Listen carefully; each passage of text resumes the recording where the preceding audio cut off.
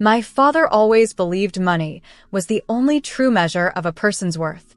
On the day I decided to leave home, he made certain to illustrate how little he thought I was worth clearly. With a cruel smirk, he threw a crisp $99 bill at my feet. "Here's $99, he sneered bitterly. "That's all a failure like you deserve." At 25, fresh out of college with a brand new engineering degree, my parents hadn't even bothered to attend my graduation ceremony.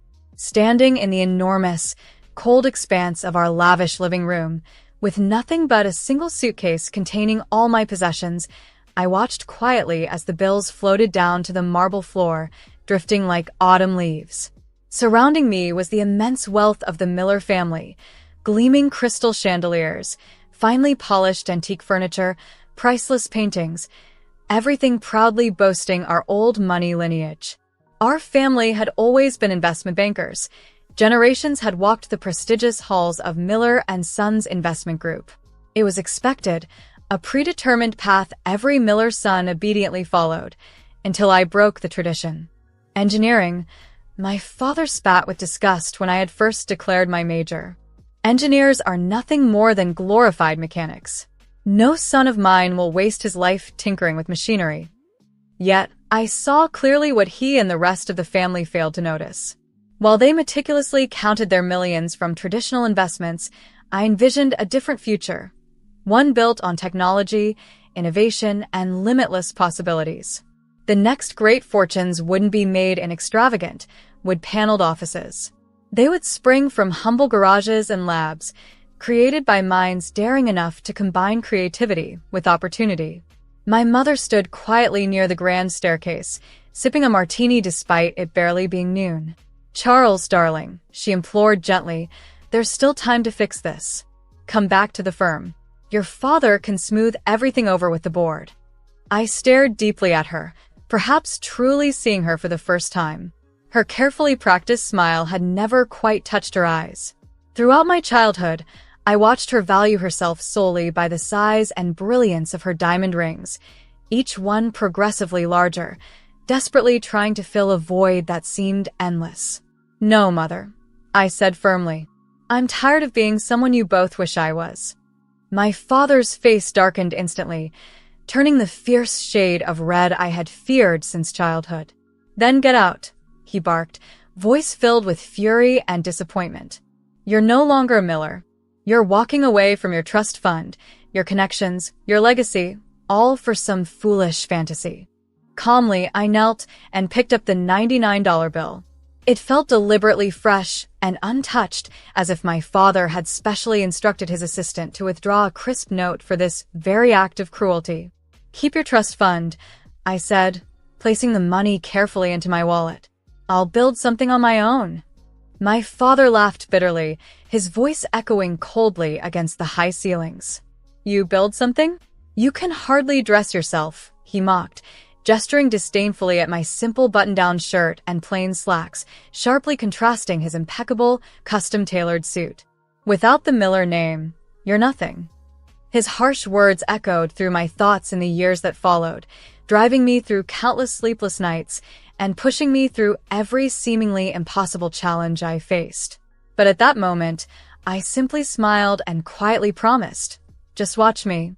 I stepped out of the mansion's grand doors carrying nothing but $99, a single suitcase, and the engineering degree my family considered worthless. Behind me, the iron gates of my childhood home slammed shut dramatically, marking an end and a beginning. Standing there, reality set in. I had no car, no apartment, and only that small amount of cash. Yet, I possessed something my family failed to recognize, a clear vision of the future and the determination to make it real. Walking to the bus station, I bought a $65 ticket bound for Austin, Texas, and spent another $5 on a modest burger and fries. Sitting in a small, greasy diner, watching people and buses come and go, I took out my notebook and wrote 4 promises to myself. I would never rely on the Miller name. I would build something that mattered. And above all, I would change the world. Just like that, I had an income and a place to sleep, even if my bed was just a pile of coffee bean sacks in a storeroom crowded with paper cups and boxes. During the day, I worked tirelessly at the cafe, serving customers and brewing coffee.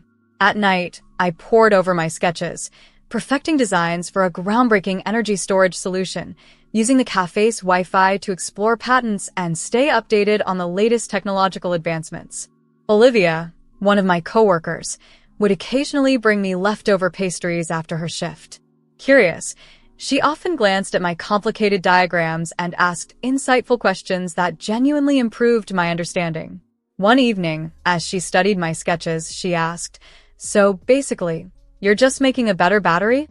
"Not exactly," I explained patiently, showing her the intricate designs. "Regular batteries waste a lot of energy during storage and transfer. I'm designing something new, using a molecular structure that can store energy at nearly 99% efficiency." Her eyes widened. "Why isn't anyone else doing this already?" "Because it's considered theoretically impossible," I answered with a confident smile. "But I think I've found a way." After 5 months of working at the cafe, I'd saved enough money to rent a tiny room in a shared house, living alongside 5 other tech enthusiasts. It wasn't much, but it offered me a desk, a quiet spot where I could focus deeply.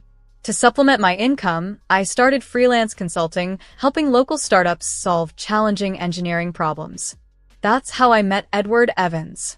After successfully solving a crucial power management issue for his startup, he expressed his gratitude.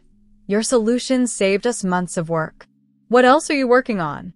I hesitated briefly, then decided to trust him, sharing my ambitious energy storage designs. Edward studied my technical notes carefully, silent and thoughtful. Finally, he spoke. "This could genuinely change everything, but you'll need serious funding to build a working prototype." "I know," I replied quietly, keeping my family's wealth and the abandoned trust fund to myself. "I'm working on it." Edward became more than a client. He connected me with Dr. Andrea Bell, a renowned molecular engineer at Oxford.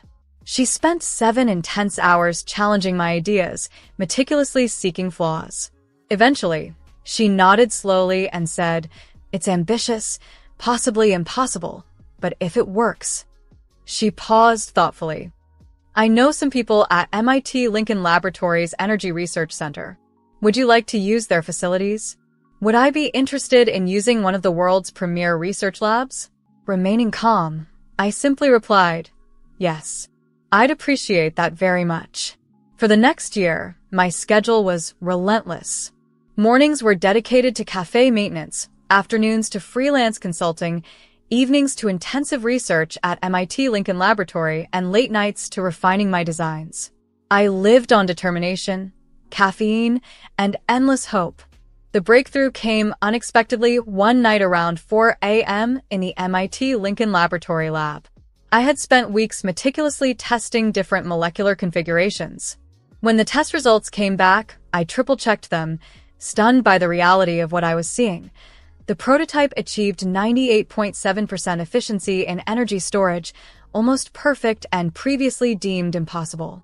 Dr. Bell verified the results personally. "This isn't just a breakthrough," she said, amazed. "It's revolutionary." Within days, I was meeting with venture capital firms. Edward helped me craft my pitch, while Olivia tirelessly helped me prepare by challenging me with tough questions. The first 3 investors praised my idea, but considered it too risky. The third, however, was different. Douglas, the lead partner at Vertex Frontier Ventures, leaned forward and said, "Your technology could revolutionize renewable energy storage." But why should we trust a 24-year-old unknown? Meeting his eyes confidently, I began my reply. "Because I've spent the past year proving that impossible things can become possible. Give me a chance, and I'll prove it once more." Impressed by my determination, Vertex Frontier Ventures invested $12 million for a 23% stake in my company, which I named EtherGrid Technologies, a personal nod to the idea of a new star emerging from nothing. With this funding, I established our research facility, assembling a small yet talented team of engineers. Together, we faced numerous technical hurdles, frequent setbacks, and moments when it felt like our dreams might collapse entirely. Yet, after 3 intense years, our hard work paid off. Our first commercial-scale energy storage system was finally ready for testing. When the results arrived, they surpassed even our wildest expectations. The system stored and delivered energy at an incredible 98.9% efficiency, 5 times better than the best existing technology. The breakthrough created waves in the energy industry, making renewable sources like solar and wind not just practical, but economically superior to fossil fuels. Suddenly, every major energy company wanted access to our technology. EtherGrid Technologies went public just 2 years after the initial investment from Vertex Frontier Ventures, and the stock price doubled within the first day. By week's end, my share of the company was valued at over $250 million. For the first time since leaving home, I bought a suit, not from the exclusive tailor my father preferred, but from a boutique catering to tech leaders. Olivia, now our head of operations, accompanied me. Planning to impress someone special? She teased gently. No, I replied, adjusting my new suit carefully, but I think it's finally time for a visit home. I hadn't spoken to my family in 6 years, but through news reports and social media, I knew the once mighty Miller & Sons investment group was struggling. Traditional investment banking was fading, disrupted by financial technology and evolving markets, exactly as I had predicted years earlier. Now, facing a hostile takeover by a tech-driven investment firm called Digital Horizon Capital, they were confronting their greatest crisis yet. What my family didn't know was that Digital Horizon Capital was a subsidiary of EtherGrid Technologies, my company. I booked a flight home, reflecting on the incredible journey from having just $99 to my name to being worth hundreds of millions. Yet, this wasn't about reconciliation or boasting about my success. I was going home to purchase the very company that had deemed me worthless. Before leaving, Olivia saw me thoughtfully examining an old family photograph. "Are you sure you want to do this?" she asked softly. I slipped the photo into my pocket and replied firmly, "They taught me that money is the only measure of worth. It's time to show them exactly what I'm worth." Little did I know how deeply my return would shake the Miller family, how bittersweet and complicated my revenge would become, or how profoundly the lesson they had taught me would ultimately cost them everything. The headquarters of Miller & Sons Investment Group remained unchanged, still imposing with its limestone facade, polished gold letters, and air of deep-seated arrogance. This time, however, I entered confidently through the front doors, not as the disappointing son, but as the CEO of the company seeking to buy them out. "Mr. Carter, here to see the board," I calmly informed the receptionist, using the name I'd adopted after leaving home. She directed me to the top floor, completely unaware that the prodigal son had returned. Entering the boardroom felt surreal. It was exactly as I remembered. The dark wood panels, oil paintings of past company leaders, and the family crest are proudly displayed above the fireplace. As a child, I'd hidden beneath that very table, quietly listening to my father conduct ruthless business deals. Today, I wasn't hiding. I was standing confidently in front of them, ready to reclaim my worth. I sat quietly at the head of the long, polished boardroom table, waiting. One by one, the board members entered, followed by company executives, and finally, my father. Time had not been kind to him. He looked older than 4 years should allow, the weight of failing fortunes and relentless pressure clearly showing in his posture and expression. His once commanding presence was dimmed, his confidence shaken. He didn't recognize me at first. His eyes passed over me without pause as he took his seat. "Gentlemen," I began, maintaining a professional tone, "I'm here on behalf of Digital Horizon Capital regarding our offer to acquire Miller & Sons. We're not interested in being bought out by some tech upstart," my father snapped, still not truly seeing me. "Miller & Sons have stood for 120 years. And it'll collapse within 5 more if it doesn't evolve," I replied, letting my natural voice emerge. "Isn't that right, Father?" A heavy silence fell over the room.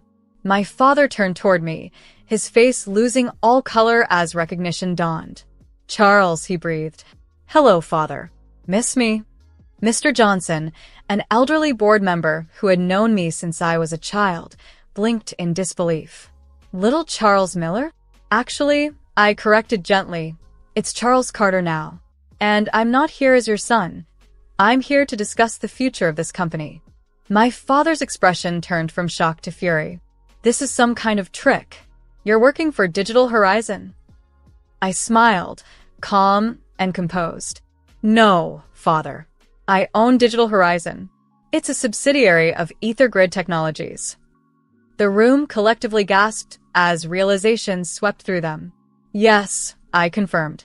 That EtherGrid Technologies, the company leading the global revolution in energy storage. Impossible, my father whispered. You left with nothing. No, I said softly. I left with $99. That was your final lesson about the value of money. Would you like to know what that lesson bought? I nodded toward my assistant, who began distributing neatly prepared folders to each board member. EtherGrid Technologies is currently valued at $8 billion. Digital Horizon, which you somehow failed to properly investigate, is our investment arm. Over the past year, we've quietly acquired Miller & Son stock through multiple channels. I opened my folder and looked around the table. As of this morning, we own 47% of your shares. We also hold the majority of your corporate debt. And given your recent financial difficulties, that debt is considerable. My father looked as though the air had been sucked from his lungs. The son he had written off as a failure had returned to claim control of everything he once held dear. The offer is simple, I continued. Miller & Sons will be absorbed into Digital Horizon. The family name will be retired. The board will be dissolved. I looked directly at my father. And you will step down, effective immediately. You can't do this, he stammered. The family legacy is already dying, I interrupted. Your strategies are outdated. Your systems are obsolete. And your pride has blinded you. I tried to warn you 4 years ago, but you were too stubborn to listen. Mr. Johnson cleared his throat. Charles, surely we can find another way. You're still a Miller. No, I said firmly. You all made it clear the day I walked out. I stopped being a Miller when I chose to build the future instead of clinging to the past.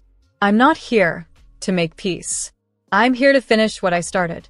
I stood, adjusting the finely tailored suit that now cost more than that first $99, multiplied 1,000 times over. You have 48 hours to accept the offer. Refuse, and Digital Horizon will call in every outstanding loan. Miller & Sons will not survive the week. My father finally found his voice again. You destroy your own family's company? Everything we built? No, I replied. You destroyed it when you refused to change.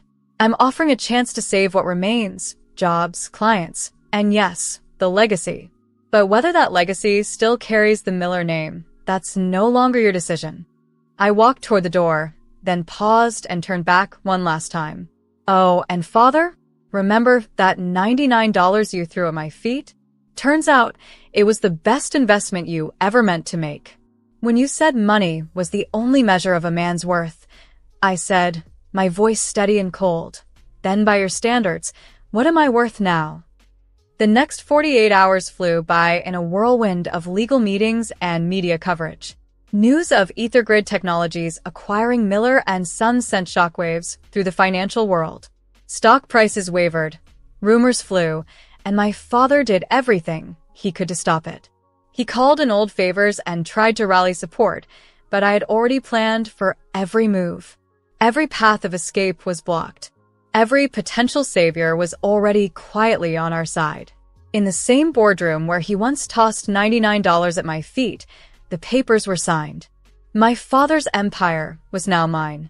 As the final signatures were completed, he approached me. He looked older than ever.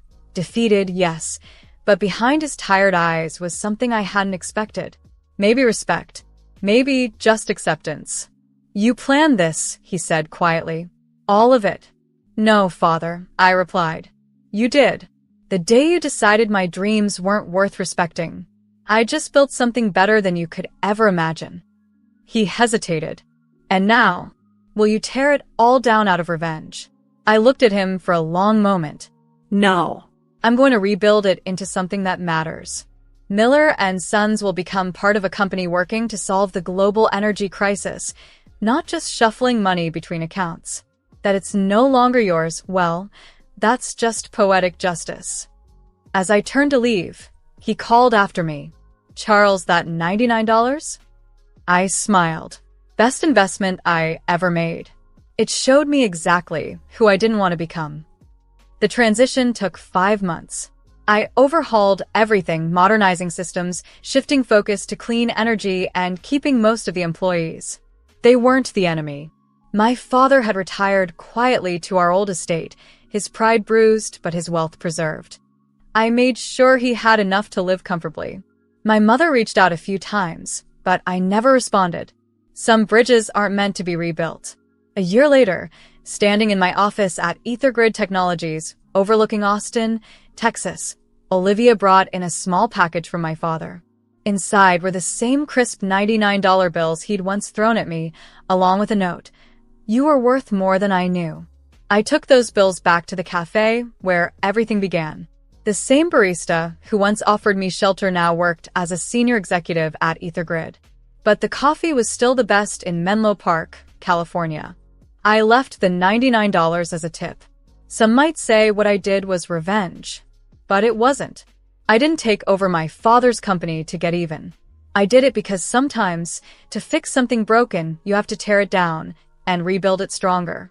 They say money can't buy happiness, but that $99 taught me something more important. True worth isn't measured by wealth or legacy. It's measured by what you build with what little you have. And I built an empire. Not because of my family name, but despite it. That $99 didn't just start my journey. It gave me the freedom to become who I was meant to be, and the millions I earned later. They were just proof that I'd been right all along.